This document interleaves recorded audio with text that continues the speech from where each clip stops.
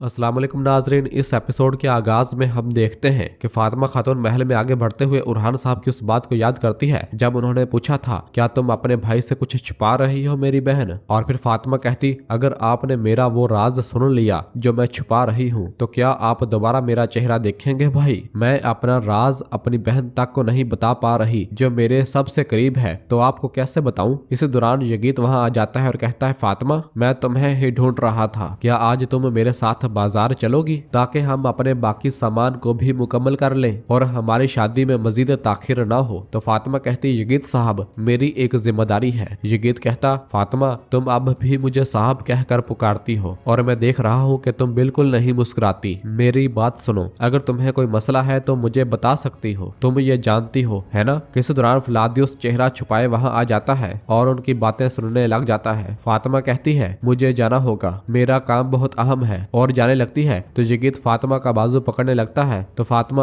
अपना बाजू पीछे कर लेती है और कहती, खबरदार खबरदार मुझे हाथ मत लगाना। यगीत कहता, फातिमा तुम मेरी मंगेतर हो। तो फातिमा खामोश रहती है और कोई जवाब नहीं देती और वहां से रवाना हो जाती है। जबकि फ्लादियुस ये सारा मंजर देख रहा होता है, जबकि यगीत बहुत परेशान हो जाता है और दूसरी जानब रवाना हो जाता है। उसके चले जाने के बाद फ्लादियुस फातिमा के पीछे रवाना होता है। इधर फातिमा अपने कमरे में दाखिल होती है और बहुत परेशान नजर आ रही होती है और वह कमरे में मौजूद अपने जहेज के सामान को उठा उठा कर फेंकना शुरू कर देती है और तमाम कपड़े बखेर देती है और रोते हुए कहती, मैं ये नहीं कर पाऊंगी, मैं बर्दाश्त नहीं कर पा रही, मैं ये बोझ मजीद बर्दाश्त नहीं कर सकती।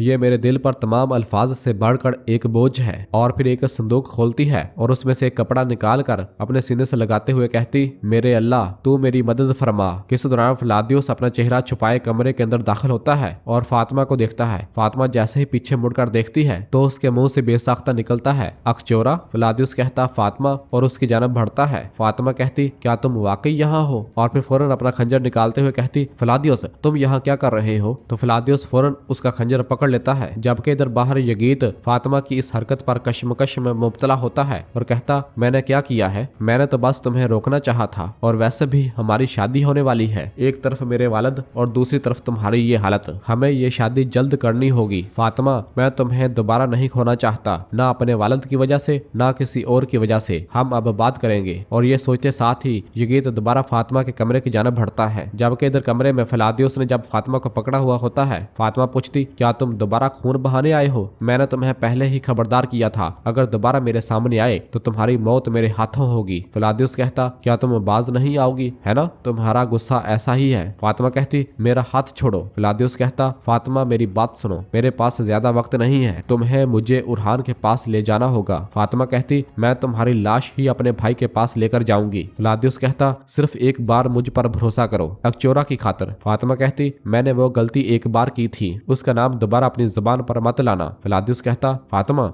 अकचोरा भी मैं हूँ और फ्लादियुस भी, आज तुम्हें मुझ पर भरोसा करना होगा, जो मैं कहूंगा वो बहुत अहम है, मुझे अपने भाई के पास ले चलो। तो फातिमा कहती, तुम एक गद्दार की तरह छुपकर महल में दाखिल हुए हो, मैं तुम पर कभी भरोसा नहीं कर सकती। फ्लादियुस कहता, अगर मैं दरवाजे से आता तो वो मुझे मार देते, है ना, और मैं उस वाहिद शख्स के पास आया हूँ जो मेरी बात सुन सकता है, यानी तुम्हारे पास। फातिमा मुझे उरहान के पास ले चलो। फातिमा अपने आप को छुड़वाते हुए कहती, फ्लादियुस मैंने कहा मेरा हाथ छोड़ो। फ्लादियुस कहता, फातिमा खुदा के लिए मुझे अपने भाई के पास ले चलो। यगीत जैसे ही फातिमा के कमरे के नजदीक पहुंचता है तो उसे अंदर से आवाजें सुनाई देती हैं। फातिमा कह रही होती है, मैंने कहा मेरा हाथ छोड़ दो फ्लादियुस। फ्लादियुस कह रहा होता है, मैं ये कह रहा हूँ कि ये बहुत अहम है। ये सुनकर यगीत कहता, फ्लादियुस, और फौरन कमरे के अंदर दाखिल होता है और भागता हुआ फ्लादियुस पर हल्ला बोल देता है और उसे जोरदार मुक्का मारता है। तो फ्लादियुस यगीत को पकड़ लेता है और दोनों एक दूसरे से गुत्थम गुत्था होना शुरू हो जाते हैं। किसी दौरान फातिमा एक जग उठाती है और पीछे से फ्लादियुस के सर पर दे मारती है तो फ्लादियुस जमीन पर जा गिरता है और बेहोश हो जाता है। और फिर फातिमा फ्लादियुस का खंजर निकालते हुए कहती, मेरे पास और कोई रास्ता नहीं था। और फिर यगीत अपना खंजर निकालता है और कहता है, यह मामला आज यहीं खत्म होगा, और फ्लादियुस को मारने ही लगता है। फातिमा कहती, तुम क्या करने वाले हो, हम इसे भाई के पास लेकर जाएंगे। यगीत कहता, फातिमा आज ये यहीं मरेगा, हट जाओ, और दोबारा मारने लगता है। तो फातिमा यगीत की गर्दन पर अपना खंजर रख देती है और कहती है, यगीत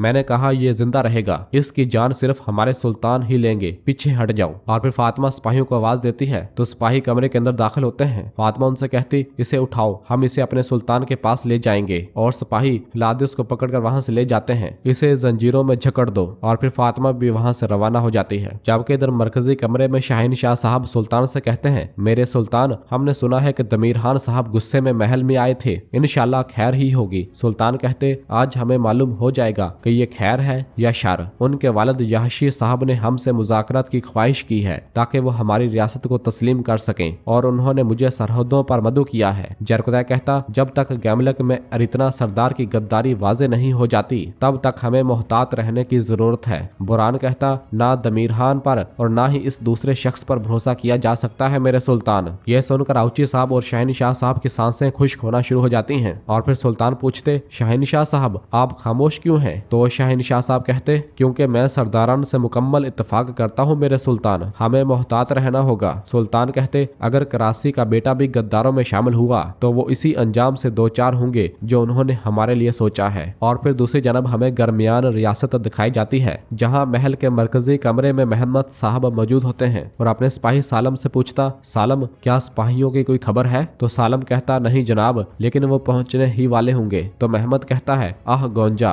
मुझे अब भी समझ नहीं आ रहा। अलाउद्दीन ने मेरी बहन को वर्गलाया, उसने कहा कि उसे मोहब्बत हो गई है और उसने हमारे खानदान के साथ गद्दारी की। मेरी माँ ने आखिरी सांसें उसका नाम लेते हुए गुजारी। मेरी माँ परेशान हाल इस दुनिया से गई। जब तक अलाउद्दीन मर नहीं जाता मुझे सुकून नहीं मिलेगा सालम। सालम कहता, उसका अंजाम करीब ही है जनाब। महमद कहता, इंशाल्लाह। इसी दौरान एक सिपाही इजाजत लेकर कमरे के अंदर दाखिल होता है और आकर बताता है, गोंजा खातून आ गई हैं। यह सुनते साथ ही महमद कहता, उन्हें अंदर आने दो फौरन, और खड़ा हो जाता है और बहुत ज्यादा खुश दिखाई देता है कि इस दौरान गोंजा खातून कमरे के अंदर दाखिल होती है और महमद गोंजा को देखता है। गोंजा आकर कहती है, भाई। जबकि इस दौरान पीछे से ही अलाउद्दीन साहब भी कमरे के अंदर दाखिल होते हैं। अलाउद्दीन साहब को देखकर महमद के रंग उड़ जाते हैं और अलाउद्दीन अंदर आकर कहता है, अस्सलाम वालेकुम महमद साहब। तो महमद खामोश रहता है। जबकि दूसरी जानब जंगल में नीलोफर खातून के हाथों को बांधकर जब उसे गाड़ी पर बिठाने लगते हैं तो नीलोफर अस्पोर्चा से पूछती, तुम क्या चाहती हो? तुम्हारा मसला क्या है? अस्पोर्चा कहती, नीलोफर, मैं तुम्हें उसी जबान में समझाऊंगी जो तुम समझती हो। मेरा भी एक अजीम मकसद है, मैं वो सब वापस ले लूंगी जो मैंने खो दिया है। नीलोफर कहती, अस्पोर्चा, बोरसा को भूल जाओ। अस्पोर्चा कहती, सिर्फ बोरसा ही नहीं बल्कि बोरसा, गैमलक और सब कुछ। नीलोफर कहती, यह नामुमकिन है। अस्पोर्चा कहती, नामुमकिन? जब तुम और उरहान मेरी गिरफ्त में हो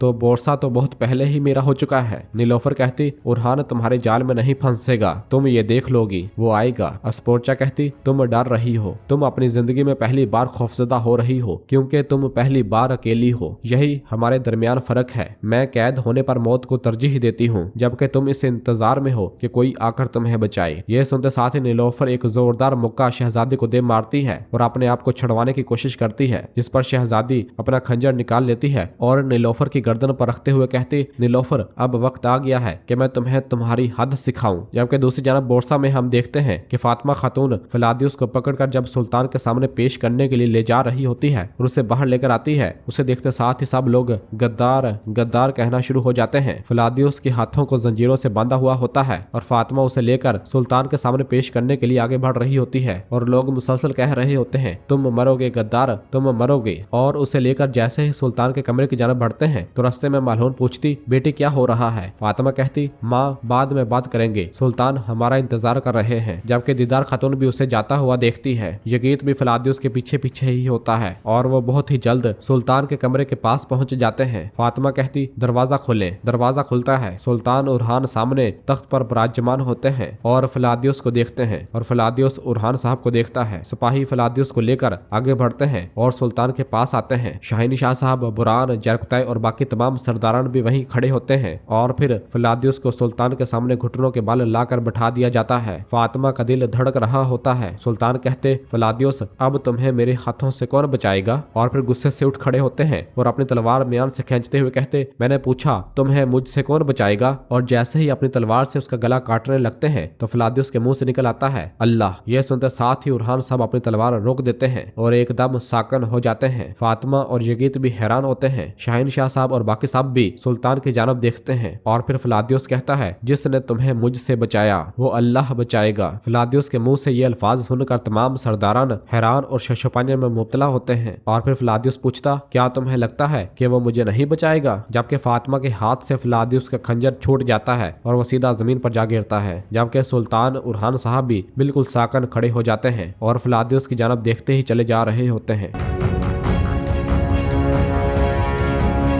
और नाजरीन, इसी जगह पर एपिसोड खत्म हो जाती है। कैसी लगी आपको इस एपिसोड की कहानी? कमेंट में अपनी राय का इजहार करें। वीडियो को लाइक कर दें और जिन दोस्तों ने अभी तक चैनल सब्सक्राइब नहीं किया वो जल्दी से चैनल सब्सक्राइब कर दें और बेल आइकन यानी घंटी वाले निशान को भी प्रेस कर दें ताकि आने वाले एपिसोड्स आपको आसानी मिल सकें। दुआओं में याद रखें। अल्लाह हाफिज।